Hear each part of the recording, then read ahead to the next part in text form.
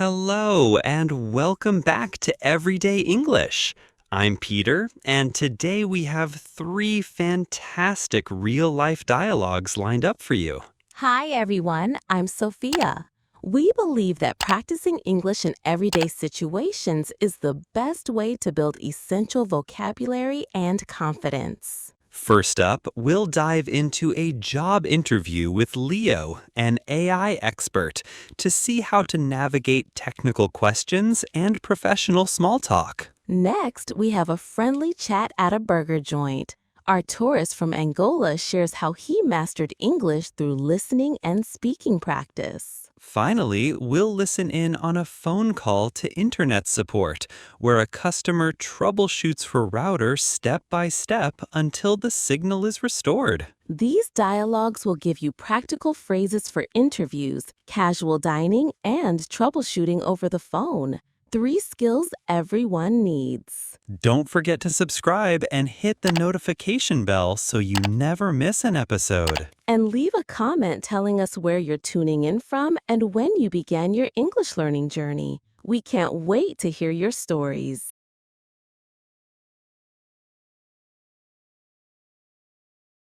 Good morning, Leo. Thank you for coming in today. Good morning. Thank you for having me. I'm excited to be here. To start, can you tell me a little about your background and how you became interested in artificial intelligence? Certainly. I hold a master's in computer science where I specialized in machine learning. My interest began during an undergraduate robotics project where I saw AI's potential firsthand. That's great. Which AI frameworks and libraries do you use most often? I primarily use TensorFlow and PyTorch, but I'm also comfortable with scikit-learn, Keras, and Hugging Face's Transformers library. Can you describe a recent project where you applied deep learning techniques? Sure. I led a project to build an image segmentation model for medical scans, improving diagnostic accuracy by 15% through custom unit architectures. Interesting. How did you handle data pre-processing and augmentation in that project? We used a combination of normalization, random flips, rotations, and elastic transformations to augment the dataset, ensuring robust model generalization. Excellent. How do you approach hyperparameter tuning? I typically start with grid search for broad exploration, then refine with Bayesian optimization using tools like Optuna for more efficient tuning. How do you measure and ensure model performance in production? We track metrics such as precision, recall, F1 score, and ROC-AUC. In production, we also monitor input data drift and prediction latency. Describe a time when an AI model you deployed failed. How did you respond? Once, a sentiment analysis model drifted because of new slang.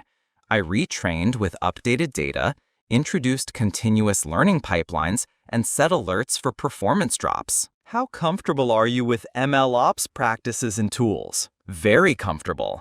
I've used Docker, Kubernetes, MLflow, and Kubeflow to containerize, orchestrate, and track experiments end-to-end. Can you explain how you ensure reproducibility of experiments? By using version control for code, dataset snapshots, environment specifications via Docker files or Conda, and logging parameters with MLflow. How do you stay current with the fast-evolving AI field? I follow key conferences like NeurIPS and ICML, read papers on arXiv, participate in online forums, and take specialized courses on Coursera and Udacity. Tell me about your experience with natural language processing. I've built transformer-based models for tasks like summarization, question answering, and named entity recognition, achieving state-of-the-art performance on benchmarks. Have you ever worked on deploying an NLP model as an API? Yes, I containerized a BERT-based QA model and deployed it with Fast API, then managed scaling with Kubernetes and monitored via Prometheus. How do you deal with ethical considerations and bias in AI systems? I conduct bias audits, use fairness metrics like democratic parity, implement data balancing techniques, and maintain transparency through model cards. How do you communicate complex AI concepts to non-technical stakeholders? I use clear visualizations, analogies, and focus on business impact rather than technical details, ensuring they understand the why and how. Wonderful. What's the most challenging technical problem you've solved? Optimizing a real-time recommendation system to handle millions of concurrent users with sub-100 millisecond latency, which required algorithmic improvements and infrastructure tuning. Would you be comfortable mentoring junior engineers? Absolutely. I've mentored interns and new hires, guiding them through code reviews, design discussions, and best practices in AI development. How do you prioritize tasks when working on multiple AI projects simultaneously? I assess business impact, effort, and dependencies, then use agile methodologies to break work into sprints with clear milestones. Describe your ideal team and work environment. A collaborative team with cross-functional expertise, open communication, and a culture that encourages experimentation and continuous learning. Why do you want to join our company specifically? Your commitment to innovation and ethical AI aligns with my values, and I'm excited about contributing to your cutting-edge projects in healthcare analytics. Do you have any questions for me about the role or our team? Yes. Can you tell me more about the immediate AI initiatives I would be involved in if I joined? You'd start by helping build our next-generation predictive analytics platform for patient outcomes, collaborating closely with data scientists and clinicians. That sounds fantastic. I'm particularly interested in leveraging AI for healthcare impact, so I look forward to those challenges. Wonderful. Thank you for your time, Leo. We'll be in touch soon after we finish our interviews. Thank you very much for the opportunity. I appreciate your consideration and look forward to hearing from you.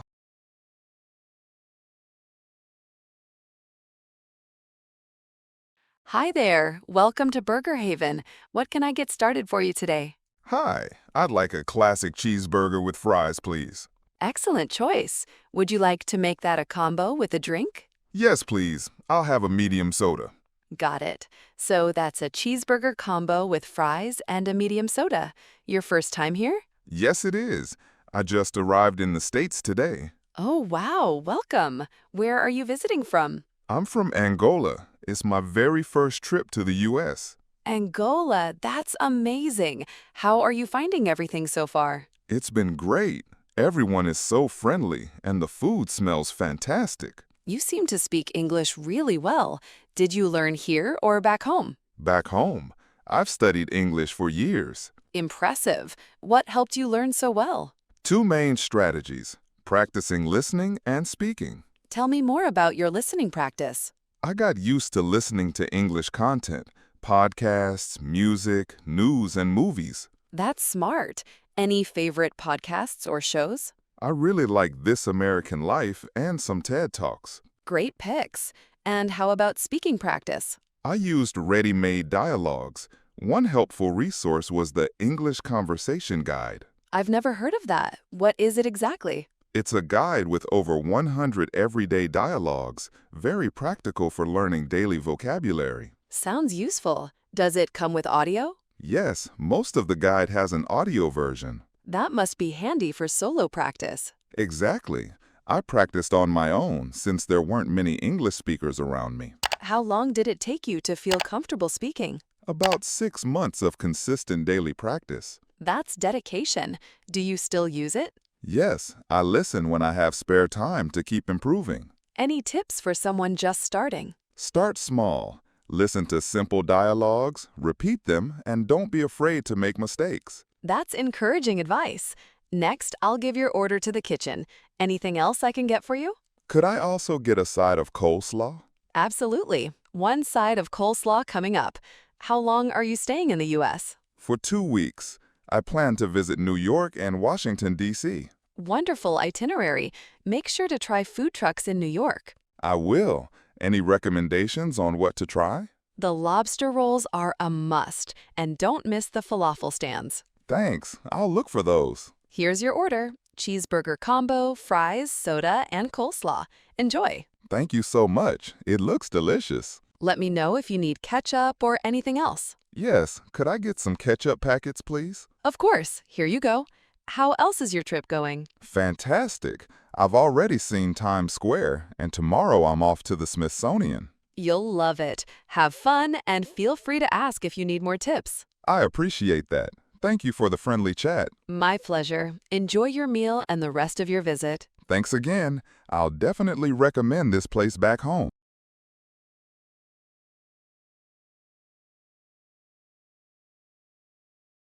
Hello, my name is Jane Doe, and I'm calling about an issue with my internet router. Hello, Jane. This is Mike from XYZ Internet Support.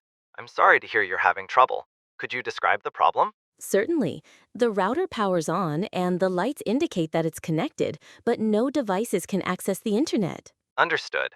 First, can you confirm if all the cables are securely plugged in, including the power and Ethernet cables? Yes, I've checked them. The power cable is snug, and the Ethernet cable from the modem to the router is firmly attached. Thank you. Let's try restarting the router. Please unplug the power cable, wait 10 seconds, and plug it back in.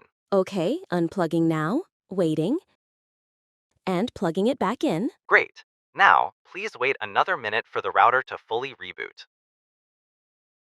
1 minute has passed, and the lights are back on. Do any lights indicate an error or flashing unusually? The internet indicator light is solid on, but the Wi-Fi light is flashing steadily. That indicates the wireless network is broadcasting. Can you connect to the Wi-Fi network and check if you get a signal? I see my network SSID on my phone, but when I connect, there's no internet access. Understood. Let's check the modem. Is the modem showing normal lights? Yes, the modem's lights are all green and steady. Okay. Can you perform a ping test from a connected device? Open a command prompt and type ping 8.8.8.8 and tell me the result. Pinging, it says request timed out for all packets. That means there's no external connectivity. Let's reset the router to factory settings. Is that okay? Yes, that's fine. How do I do that? On the back of the router, there's a small reset button. Use a paperclip to press and hold it for 10 seconds. Pressing and holding. All right, now it's rebooted again. Perfect. Now reconfigure the router. Log in to its web interface by typing 192.168.0.1 in your browser. Logged in, it's asking for a username and password. Use the default. Username admin and password password123. That worked, I'm in. Now, navigate to the quick setup and re-enter your ISP credentials. Do you have them? Yes, I have my username and password from my ISP bill. Enter them, select Automatic IP, and click Save. Let me know once it's done. Done. It says connected now. Excellent. Please try browsing a website. I can access websites now. Google is loading. Great news. Let's test Wi-Fi too. Disconnect Ethernet and connect over Wi-Fi. Done. The Wi-Fi connection is working and I can browse. Fantastic. Your internet is back. Sometimes factory resets clear anomalies. Thank you. Is there anything else I should do to avoid this in the future? Yes. Keep your router firmware updated and periodically reboot it. How can I update the firmware? In the web interface, under System Tools, select Firmware Upgrade, upload the file from our website, and click Upgrade. I see it. I'll update it later today. Also, avoid plugging in and unplugging cables frequently, as that can cause wear. Makes sense. Anything else? If you face similar issues, try a quick reboot, and if that fails, contact us immediately. Perfect. I appreciate the guidance. You're welcome. Would you like me to email you the steps we covered? Yes, please. That would be helpful. What email should I send it to? Send it to janedoe@example.com. Email scheduled. Is there anything else I can assist you with? No, that covers everything. Thank you for your help, Mike. My pleasure, Jane. Have a great day and enjoy your internet. You too. Goodbye. Goodbye. Actually, one more question. How often should I change my Wi-Fi password? It's good practice every 6 months, unless you suspect unauthorized access. Got it. And should I also change the default admin password? Absolutely. Change it now in the admin settings to something secure. I'll do that as soon as we hang up. Thanks again for all the help. You're welcome. Enjoy your secure connection and feel free to call anytime. Thanks. Bye. Bye, Jane.